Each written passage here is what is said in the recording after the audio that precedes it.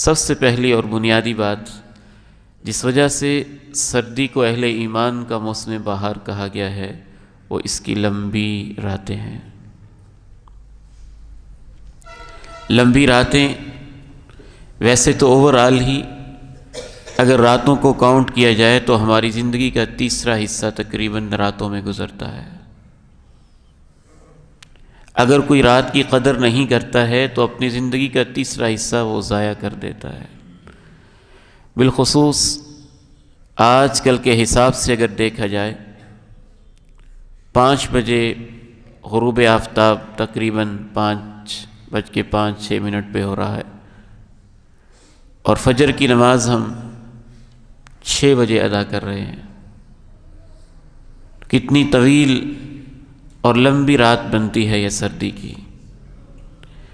اہل ایمان اور سلف صالحین کا یہ معمول تھا کہ سردی کے راتوں میں خصوصاً اللہ سے لمبی باتیں کرتے تھے، قیام کرتے تھے، تہجد پڑھتے تھے۔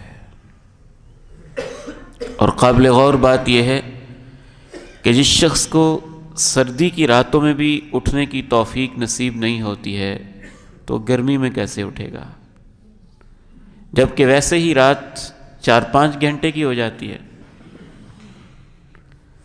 كانوا قليلا من الليل ما يهجعون وبالأسحار هم يستغفرون۔ تقوی والے لوگ جنتوں اور چشموں کے مزے لے رہے ہوں گے۔ آخذین ما آتاہم ربہم، اللہ نعمتیں دے رہا ہوگا، یہ لیتے جائیں، کیونکہ یہ نیک لوگ تھے۔ اور ان کے نیک ہونے کی نشانی کیا تھی؟ كانوا قليلا من الليل ما يهجعون وبالأسحار هم يستغفرون۔ یہ رات کو کم سوتے تھے، بہت سارا حصہ میری عبادت میں گزارتے تھے۔ وبالاسحار هم يستغفرون، اور اس کے باوجود جب سحری کا وقت ہوتا تھا تو ہم اس سے معافیاں مانگتے تھے۔ اس آیت کی تفسیر میں علماء اور سلف صالحین نے یہ لکھا کہ نیک لوگوں کی رات یہ ہوتی ہے کہ تہجد پڑھ کر بھی سحری کے وقت وہ معافیاں مانگتے ہیں، اور وہ کتنے بد نصیب لوگ ہیں جو پوری رات سو کر بھی یا گناہ کر کے بھی یا گند دیکھ کر بھی پھر بھی ان کو صبح اٹھ کے معافیاں مانگنے کی توفیق نصیب نہیں ہوتی۔ تتجافى جنوبهم عن المضاجع يدعون ربهم خوفا وطمعا ومما رزقناهم ينفقون فلا تعلم نفس ما أخفي لهم من قرة أعين جزاء بما كانوا يعملون۔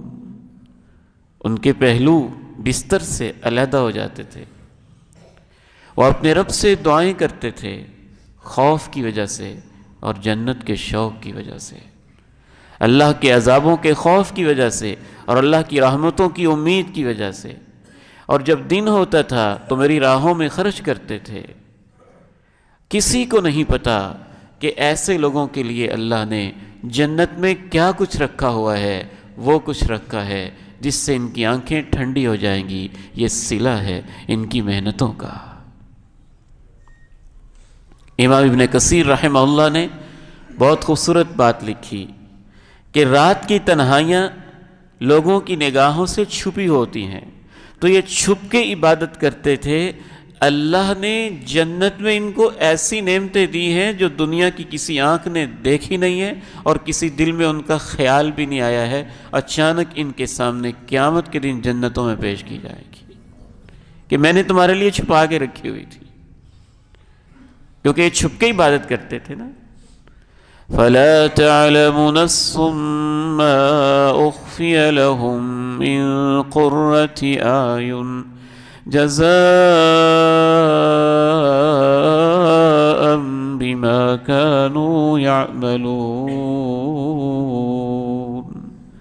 کسی کو پتہ ہی نہیں ان کے لیے اللہ نے کیا چھپا کے رکھا ہوا ہے، بس ان کی آنکھیں ٹھنڈی ہو جائیں گی جب ان کو وہ کچھ ملے گا۔